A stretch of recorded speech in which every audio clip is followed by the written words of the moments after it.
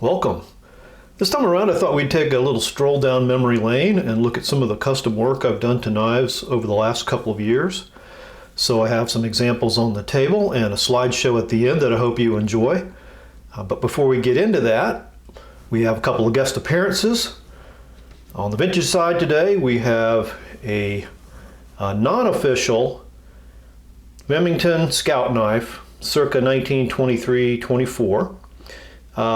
That's obviously been modded or customized so it fits right into today's subject matter. I did a little slideshow video about a minute long, put that up about a month ago, and I had a couple people ask to learn a little more about it. So just quickly, this actually is a very rare knife. My reference book, Levine's Guide to Knives, shows this knife in a mint state as being worth $500. And bear in mind that book was published, my version, 19 years ago. So I got this knife for less than $20, but obviously it was not in mint state by any stretch of the imagination. Let me just show you some pictures.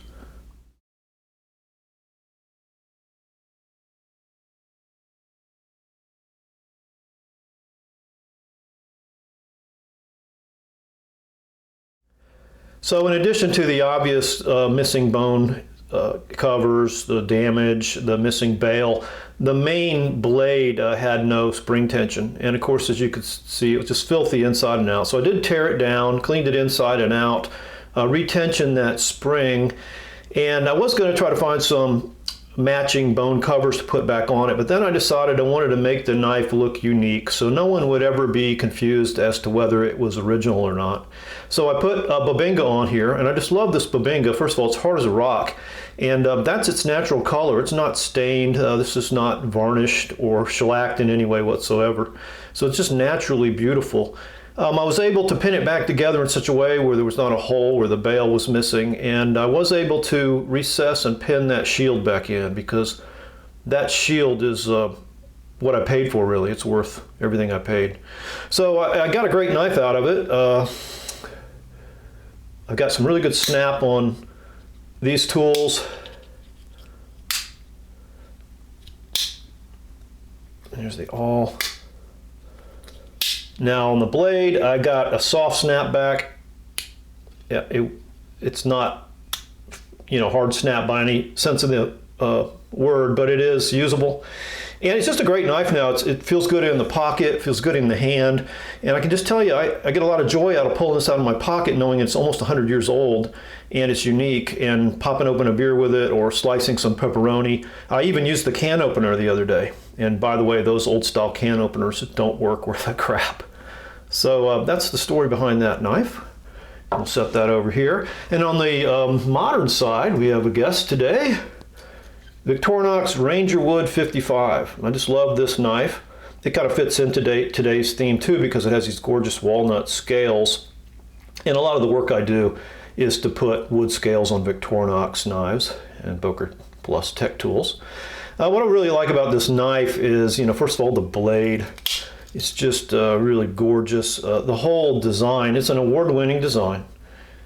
It's really sharp looking, and it's got this really innovative liner lock release in the emblem here. And in addition to the scales and the blade, I really love the saw. I believe it's the biggest saw you can get on a Victorinox.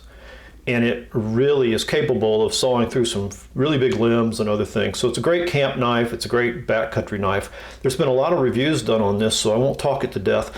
But let me just tell you, one of the best ones I've ever seen is my friend Bart's at Mr. Sharp. So let me show you the link to that video. Go to his channel, watch that. Please sub his channel. He's also got another great video on there, if I can find it, of him using this knife and this knife alone to fell a tree and do everything he needs to come up with a bow drill and start a fire with it. Very impressive. Way to go, Bart. So that'll go right over here. And now to the subject at hand, modified or custom knives I've done over the last couple of years. When I went back and looked at some pictures, and I had a hard time finding all the pictures and digging them out, but I was able to get some off of my old shop listings and things. I was really quite impressed with myself. No, I was really kind of astounded with how many I'd done. I'd really kind of lost track.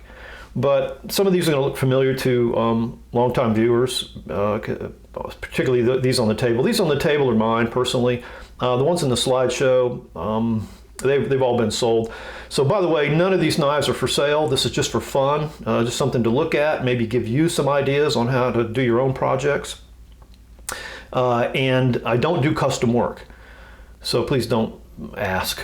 I never have. Okay, so I've done a lot of work with Boker Plus Tech Tools. I think it's one of the most underrated utility pocket knives or Swiss Army type knives out there.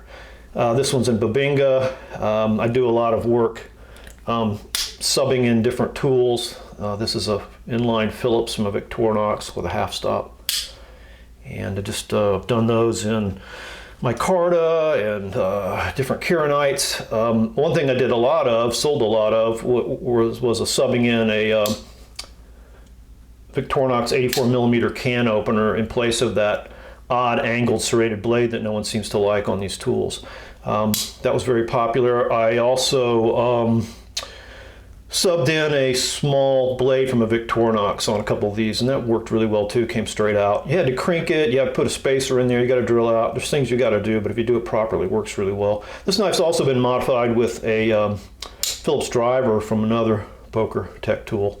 And one thing I like to do to these when I can is sharpen the inside edge of that cap lifter like the old Victorinox Soldiers, because it really comes in handy for striking ferro rod or scraping tinder or stripping wires, things like that. And this is just here to remind me to tell you, that I've done a lot of Victorinox. This is neon day glow, glow in the dark keranite. These were really popular. I put these on Spartan lights, and the idea was the first thing you need in the dark is a light. But if that light is in your trusty pocket knife that you always carry, you'll have it with you. So it seemed to be popular, and I sold a couple real quickly, and I would have sold more, but I can't get the 1/8 inch glow in the dark keranite anymore, not the kind that looks good in the daytime. One thing I like to do with my knives, I've said in the past, is my Victorinox is use suspension clips, little mini suspension clips, and I like to have little pull tags on them to get them out of my pocket easily. This one is just a little ID badge for like a kitty cat collar, and they'll engrave these for you. And I have this one engraved, if found, please call me, because I'm an eternal optimist, and I think if I lose this knife, maybe a good guy will find it and say, hey, let's get that knife back to Hobie. Now this one's got a buffalo nickel on it. I think that looks cool. Before you go drilling a hole in a buffalo nickel, make sure it's not a rare date or mint stamp or something. This one's not. It's worth all of about 15 cents. By the way, that nickel is hard. It's hard to drill through. But I think that looks cool. Now, I've got a personal connection with this knife. There's a little bit of a story behind it. Last winter, we had a big snowstorm, and I've got an old maple tree behind the house. Must be 60, 75 feet tall. A big branch broke and fell out of it, and the branch itself was the size of a small tree. And so it was kind of up in the air, but crushing some big landscape plants that I have back there. So I got out there in the snow with my chainsaw and started sawing above my head. And not being a lumberjack, it didn't occur to me there might be tension on that. So when I sawed through it, it snapped back, hit me in the head, and knocked me off my feet. So I said, all right, I got you now. I'm going to cut you up for firewood and burn every bit of you. So I cut it up. Before I burned all of it, I took a piece of it and made these scales just to have something to remember the event by. And I think that came out really well. This was challenging because most of the scales that I do, I take from 1/8 inch stock or sheets that I buy, like the wood or the micarta or the keranite. And so you just start by tracing out, cutting out the outline, shaping them, drilling them, and going from there. Here I started with, this.